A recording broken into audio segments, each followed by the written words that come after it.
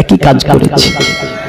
তবে আমার আল্লাহ এই কাজের জন্য আদম নবীকে 1000 বছর ধরে দুনিয়াতে রেখেছিল। আদম নবী 1000 বছর ধরে তিনি ইসলামের কাজ করেছিল। হযরত ইদ্রিস নবী আলাইহিস সালামকে আমার আল্লাহ পাক 500 বছরের অধিক দুনিয়ার জমিনে আপনার ইদ্রিস আলাইহিস সালামকে আমার আল্লাহ মোটামুটি 200 বছরের অধিক দুনিয়ার জমিনে রাখলেন। এমন করে আমার আল্লাহ নূহ নবী আলাইহিস সালামকে দুনিয়ার জমিনে 1400 বছর ধরে রেখেছিলেন দিন ইসলামের কাজ করার জন্য। এমন করে 200, 500, 1000, 1500 বছর পর্যন্ত নবীগণ দিনে ইসলামের কাজ করেছে। ইসলামের রূপ পূর্ণাঙ্গ হয়নি, ইসলাম দুনিয়াতে কায়েম করা সম্ভব হয়নি। আমার আল্লাহ বলে, আমার নবী আমি আল্লাহ এই ধরাচরে একই সঙ্গে আমি আল্লাহ 12 জন পর্যন্ত নবী পাঠিয়েছি, কিন্তু ইসলাম পূর্ণাঙ্গ পায়নি, ইসলামকে প্রতিষ্ঠিত করা সম্ভব হয়নি। আমি আল্লাহ আপনাকে দুনিয়ার জমিনে আমি পাঠিয়ে দেব। এই কারণে ইব্রাহিম আলাইহিস সালাম আল্লাহকে বলেছিল, ওগো আমার আল্লাহ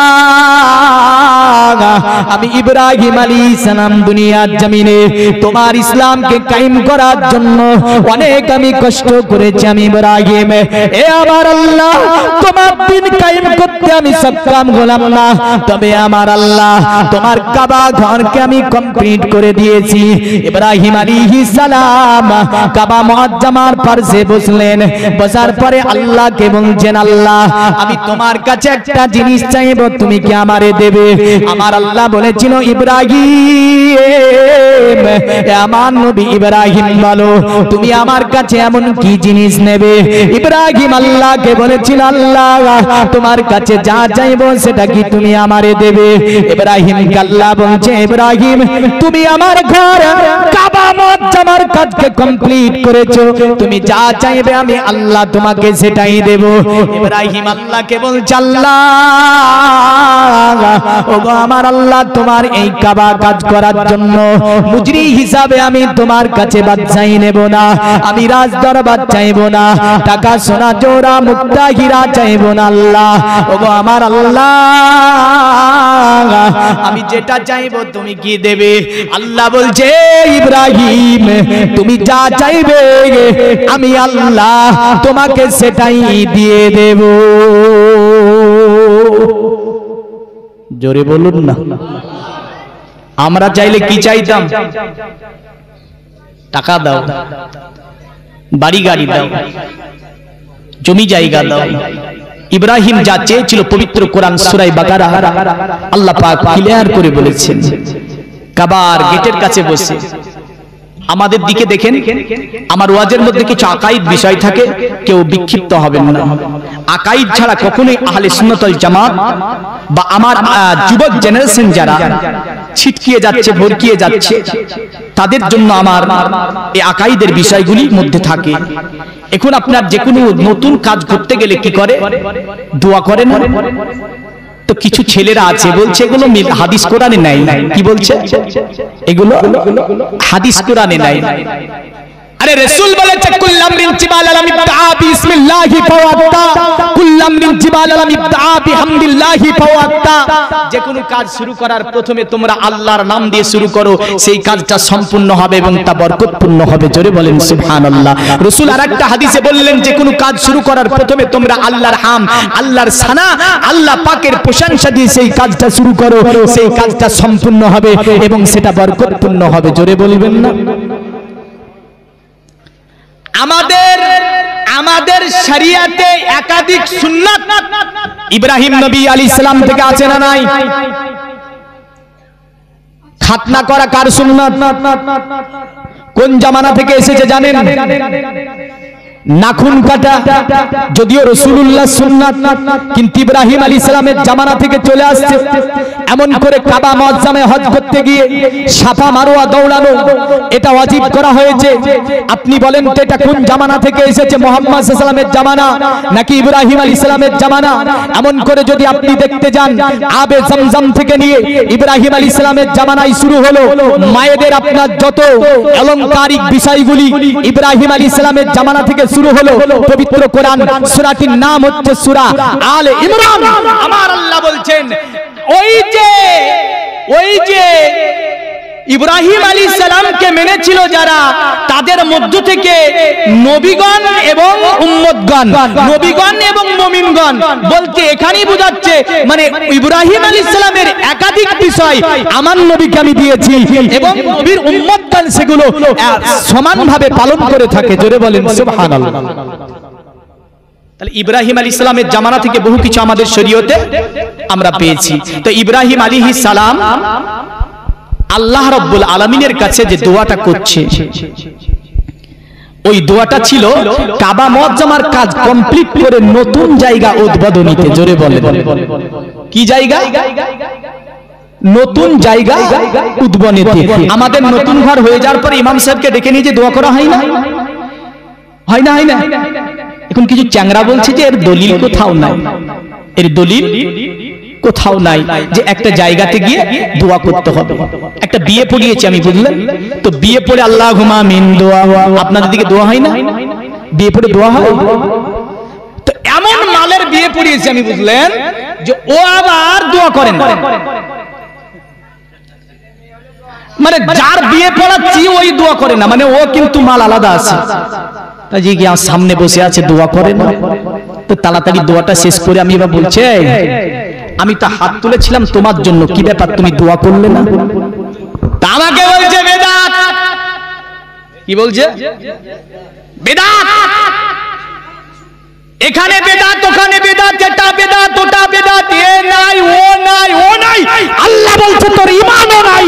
যেমন তুই বলছিস শরিয়াতে মিলাদুন নবী নাই, শরিয়াতের বিধানে তুই যেমন করে বলছিস যে নবী সালাম আলাইকা নাই, আল্লাহুম্মা সাল্লি আলা নাই, এমন করে নবী সাল্লাল্লাহু আলাইহি সাল্লামের ব্যাপারে একাধিক জিনিসকে তুই নাই বলেছিস।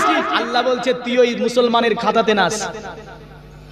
এই কালরে নায়ের পাতাটা ধরেছে, ও বললেন। আমি ওকে বলছি হাতে শ্বশুর দেখবেন একটা জামাই নামানোর সময় আঙ্গুঠি পরে দেয় না? দেয় না, দেয় না? আপনাদেরকে দেয় তো? মাল আঙ্গুঠি পরিয়ে আছে, বললেন। আমি বলেছিলাম তোমার কোন হুজুর বলেছে দোয়া করা বেদাত? দোয়া করা যদি বেদাত হয়, সোনার আঙ্গুঠি দিয়ে জামাই নামানো, সোনার আঙ্গুঠি পরে বিয়ে করা 14 বিদাত হবে। জিজ্ঞাসা করো হুজুরকে, ডাকো। তোর পার্শ্বে চাচা বসেছিল, জুতা দিয়ে মারতে যাচ্ছে ওকে, বললেন। হ্যাঁ তুই বিদাত বলছিস, জবাব দে। আমি থামিয়ে দিলাম।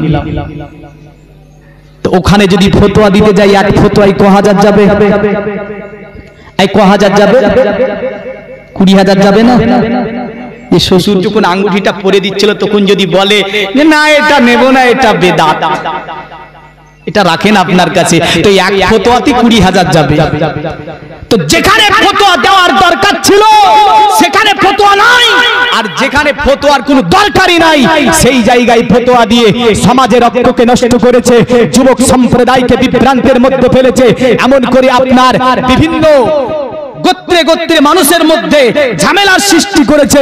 মসজিদ বলেন, বাড়ি বলেন, বাবা ছেলের সঙ্গে ঝামেলা, দাদু নাতির সঙ্গে ঝামেলা, এমন করে ঝামেলাটা লাগিয়েছে কারা জানেন? এই ইহুদি ট্যাবলেট খেয়ে কিছু মানুষ।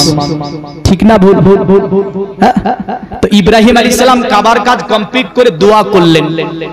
বুঝা গেল নতুন ঘর কমপ্লিট করে দোয়ার মাহফিল করা জায়েজ আছে। পবিত্র কোরআন সূরা বাকারাতে এই দলিলটি রয়েছে। জোরে বলেন সুবহানাল্লাহ। তো ইব্রাহিম আলাইহিস সালাম দোয়া করছে কি বলে দেখেন, রব্বানা ওয়াবআস ফীহিম রাসূলাম মিনহুম।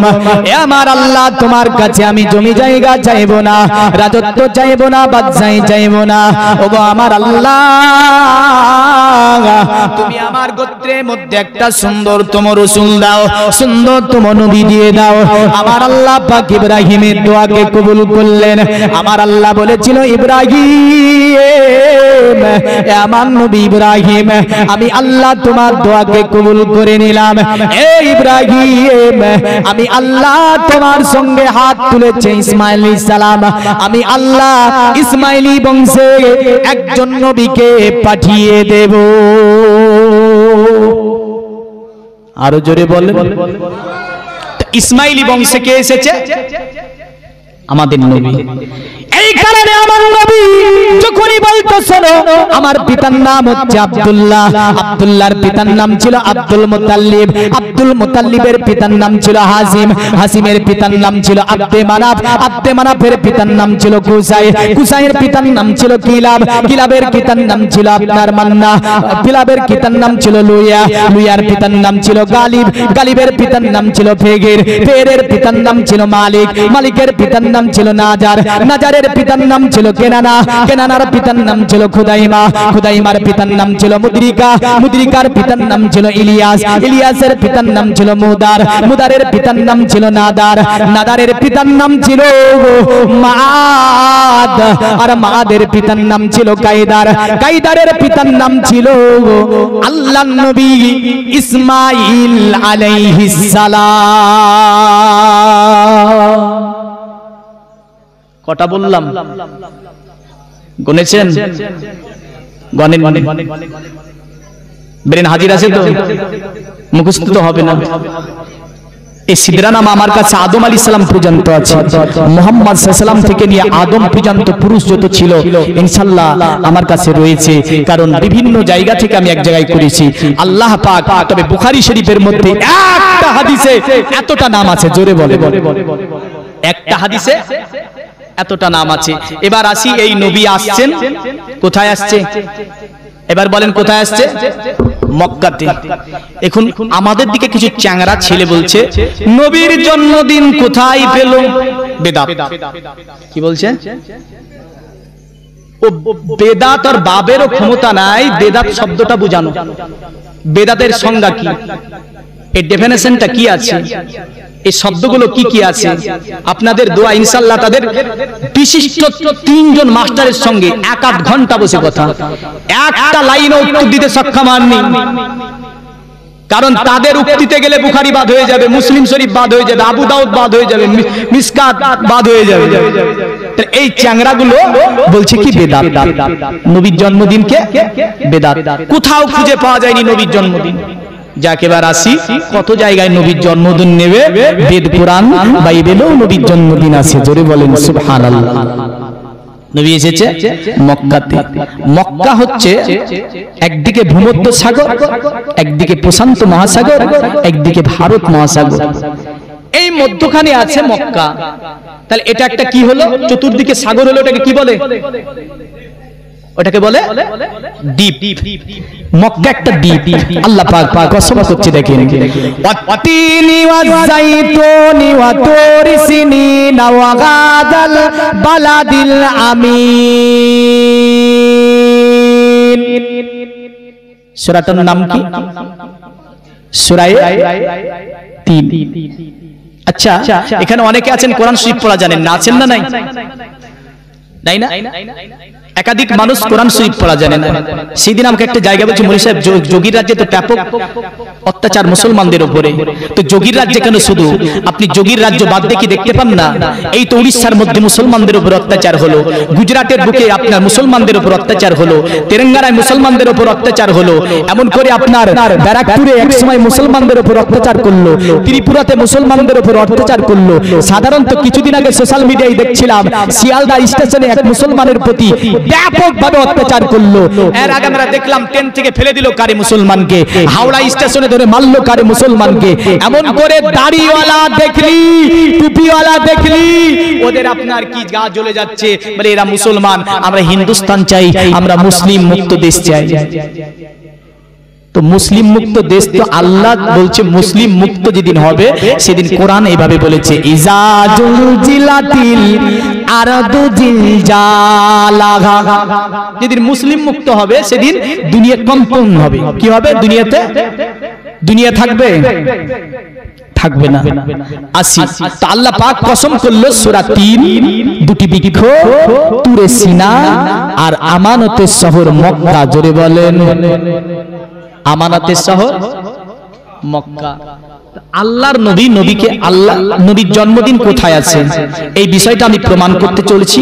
একটু ব্রেন হাজির রাখবে। যে চ্যাংড়ারা, যে ছেলেরা তাদের হাওয়া হুজুরকে নিয়ে কথা বলে, হাওয়া হুজুর বুঝেন তো, আমি এর নাম দিয়েছি হাওয়া হুজুর, মানে হাওয়াতে আসে হাওয়াতে যায়, ইন্টারনেট মানে মোবাইল খুললে আসবে আর মোবাইল বন্ধ করলে চলে যাবে, এর নতুন একটা নাম দিয়েছি আমি হাওয়া হুজুর। যারা হাওয়া হুজুর ধরে আছে ওই হাওয়া হুজুরদের মুরিদগুলোকে বলবো আমি, একটুখানি শুনে নেবে।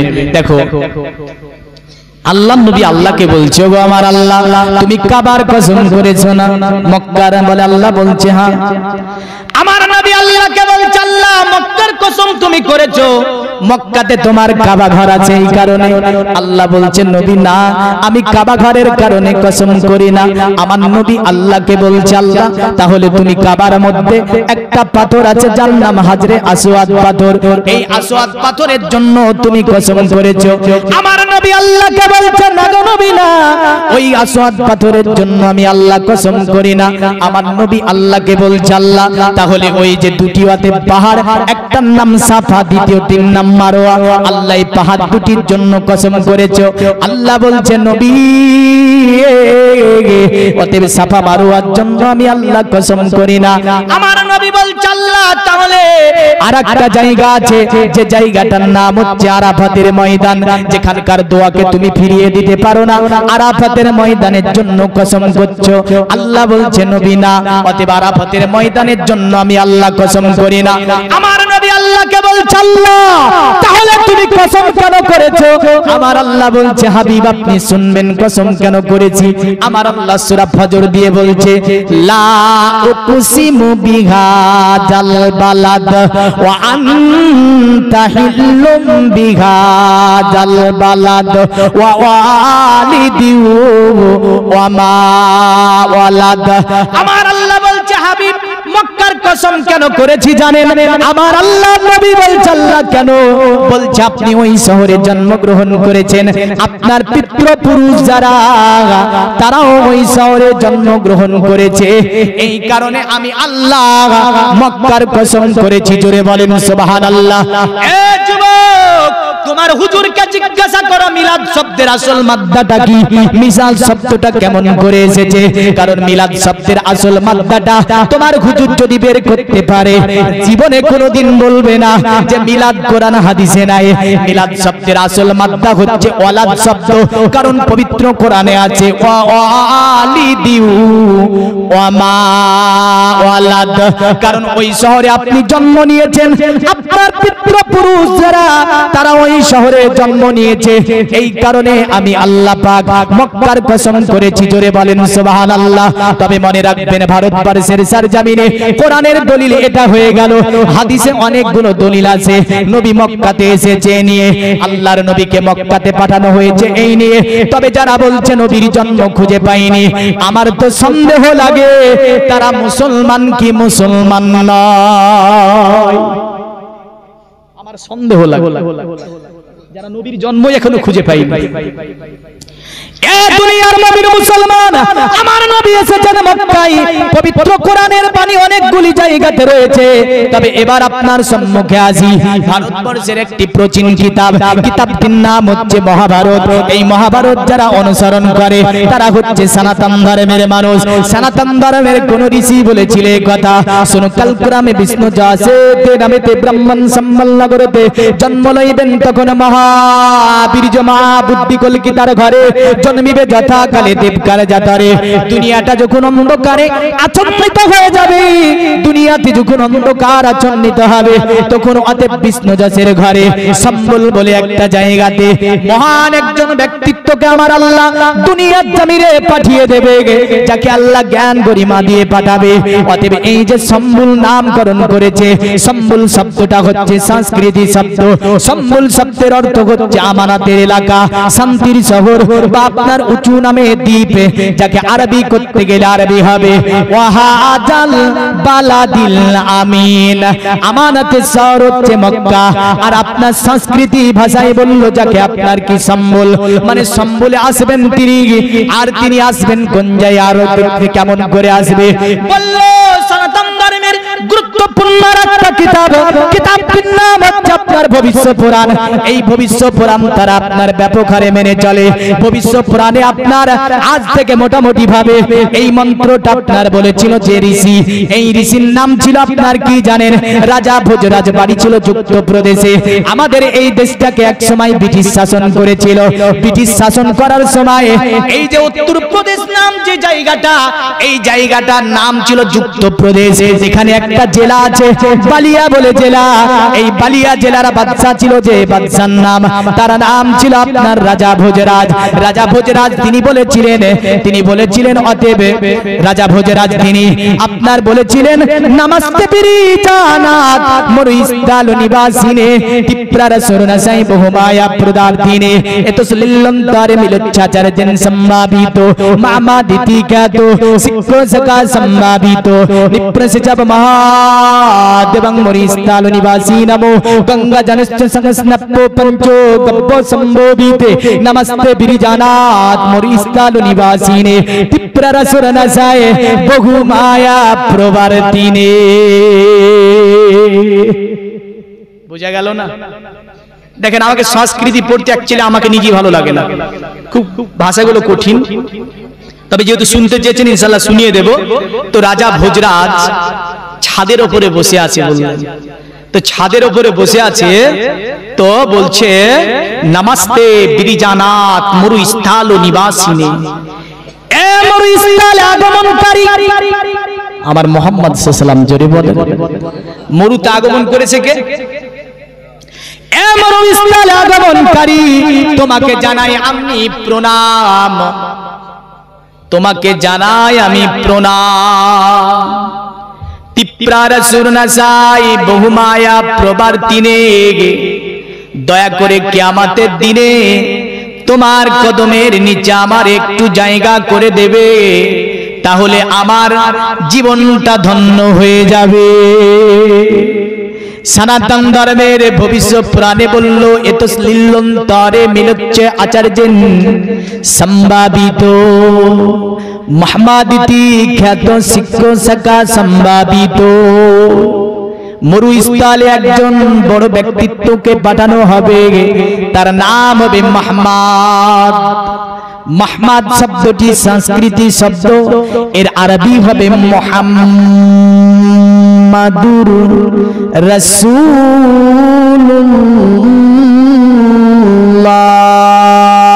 সাল্লাল্লাহু আলাইহি ওয়াসাল্লাম। আর তারা বলল মাহমাদ নামে তিনি আসবে, তিনার চরিত্র এত উত্তম হবে যে দলে দলে দলে দলে যাবার পরে তিনার হাতে হাত দিয়ে মানুষ যেন ধর্ম গ্রহণ করবে। আর তিনি শিক্ষণ শাখা সম্ভাবিত দলবল নিয়ে মক্কা শাসন করবে। মক্কার চতুর্দিকে যার যিনি শাসন করবে তিনি হবে মুহাম্মাদুর রাসূলুল্লাহ। পৃথিবীর জমিনে মানবকে মানব হিসাবে প্রতিষ্ঠিত করবে, মানুষের সমাজবদ্ধ জীব হিসাবে তাদেরকে পরিচিত ঘটাবে, দুনিয়াতে শান্তি কায়েম করবে, তিনি হবে মুহাম্মদ। তাই তিনি বলছেন নমস্তে বিরিজানাত মরুস্থল নিবাসিনে টিপ্রার সুরনসাই বহুমায়া প্রবর্তিনে, দয়া করে তোমার কদমে আমার একটু জায়গা দেবে, আমার জীবনটা ধন্য হয়ে যাবে। আল্লাহুম্মা সাল্লি আলা, বহুত ভয় পাচ্ছে, লড়ছে তো পড়ে গেছিলাম আমের থেকে। ওয়ালা আলি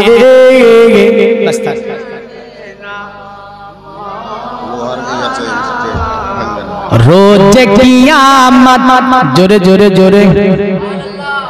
ওই যে হিন্দু জৈন যারা, তারাও চাইছে নবীর কদম তলে জায়গা, আর সাহাবী চাইছে নবীর কদমের তলে জায়গা। আর ওহাবি বলছে নবী কি করতে পারে কিয়ামতের দিন? বলেন ওহাবিটা মানা যাবে না সাহাবীটা? কোনটা মানবেন? সাহাবীটা মানতে হবে, ওহাবিটা মানলে জাহান্নামে যাবে। কবি বয়ান রোজ কিয়ামত কা ও सूरज हमको क्या झलसाएगा। जोरे जोरे जोरे जोरे বোঝা যায় না? উর্দু ভাষা বোঝা যাচ্ছে তো? বুঝতে পাচ্ছেন? এই বাঙালি বহুত চালাক, বুঝলেন, সব বুঝতে পারে। হ্যাঁ, আমি রাজস্থান জামে আসবাকে পড়াশোনা করেছিলাম, তো ওখানে আমাকে বলছে বাঙালি ধারা, असलम क्या बोलिए? बंगाल में बहुत जादू होता है ना? होता है, बहुत जादू होता है। तो जादू का मंत्र तुझे याद है? तो चल एक मंत्र पढ़ के सुना। আমাকে বলছে এক মন্ত্র পড়কে শোনা, তাহলে থাকবো না গো দত্ত করে দেখবো এবার জগৎটাকে কেমন করে ঘুরছে মানুষ, যুগান্তরের ঘূর্ণিপাকে দেশ হতে দেশ দেশান্তরে ছুটছে। বাঙালি রূপ मत मार, बहुत कर्रा मंत्र है, इसका काम क्या बता? तो मैंने कहा कि अगर ये मंत्र पढ़कर इंसान पर दम किया जाए तो बकरी बन जाए। বুঝতে পারলেন? মানে মন্ত্রটা পড়ে যদি কোনো মানুষের উপর ফুঁক দেয় তো ছাগল হয়ে যাবে। বলে না আমার সামনে এই মন্ত্র, তো দূর থেকে আমাকে দেখে বলতে বাঙালি का बहुत जादू का मंत्र याद है। এত ভয় করতো আমাকে দেখে, কারণ জানতো যে জাদু, কিন্তু এটা জাদু, এ তো কাজী নজরুল ইসলামের একটা কবিতা। তো বাঙালি সব ভাষা বোঝে না? বোঝে না? হ্যাঁ বোঝে, खूब सहज भाषा।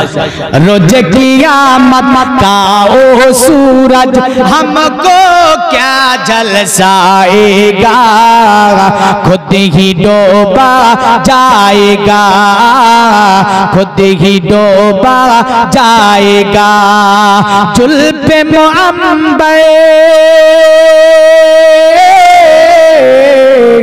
जुल्फ़े मुअम्बर के छाई में करेंगे हम आराम, मदीना तुझे सलाम, मदीना तुझे सलाम। नूर का सागर, नूर का मागर, नूर का चलका जाम, मदीना तुझे सलाम, मदीना तुझे सलाम। साहिल रहमत का ओ साहिल कैसा होना काम, मदीना तुझे सलाम, मदीना तुझे सलाम। अरे नाम नबी हम लेते हैं और हासिद क्यों जल जाती है, माथे पे बल आती है, माथे पे बल आती है। नाम नबी हम लेते हैं और हासिद क्यों जल जाती है, माथे पे बल आती है, माथे पे बल आती है। दिल की तकती पर लिखते हैं अमर नबी का नाम। जोरे जोरे जोरे जोरे जोरे जोरे दिले तख्तीते कार नबीर नाम लिखा আছে? আমার নবী সাল্লাল্লাহু আলাইহি সাল্লাম। अरे दिल की तख्ती पर लिखते हैं अमर नबी का नाम, मदीना तुझे सलाम, मदीना तुझे सलाम। अल्लाहुम्मा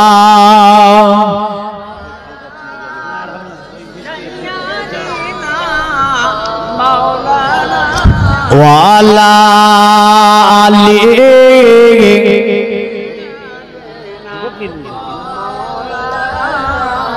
পৃথিবীর মুমিন মুসলমান আমার নবী পাক সাহেবে লাউলাদ সাল্লাল্লাহু তাআলা আলাইহি ওয়াসাল্লাম কে আমার আল্লাহ পাক পাঠাচ্ছেন মক্কাতে। আমার আল্লাহ নবী এসেছেন মক্কাতে, এই বিষয়টা জ্যোতিষী জানতো, মনুঋষি জানতো আজ থেকে ৬০০০ বছর আগে। সনাতন ধর্মের গুরুত্বপূর্ণ কিতাবটির নাম হচ্ছে আপনার জগবেদ। এই জগবেদের মধ্যে সুন্দর করে বলেছে সম্বলে বিষ্ণু যা আছে দেখে মা দুর্বব্রহ্ম হম সোমাতং সোমাতং মধুরী বিভু, মানে সম্বলে বিষ্ণু যশের ঘরে আসবে। বিষ্ণু যশ শব্দটি হচ্ছে সংস্কৃতি শব্দ। বিষ্ণু যশের যদি বাংলা করা হয়, বাংলা হবে আল্লাহর দাস, আল্লাহর গোলাম। আর যদি বিষ্ণু যশের আরবি করা হয়, আরবি হবে আব্দুল্লাহ, মানে তিনি আসবে আব্দুল্লাহর ঘরে। কার ঘরে? দুনিয়ার মুমিন মুসলমান, পণ্ডিতকে বললে মহান পণ্ডিত, দেশের নাম আপনি সম্বল বললেন, অতএব আপনি বাবার নাম বিষ্ণু দাস বললেন।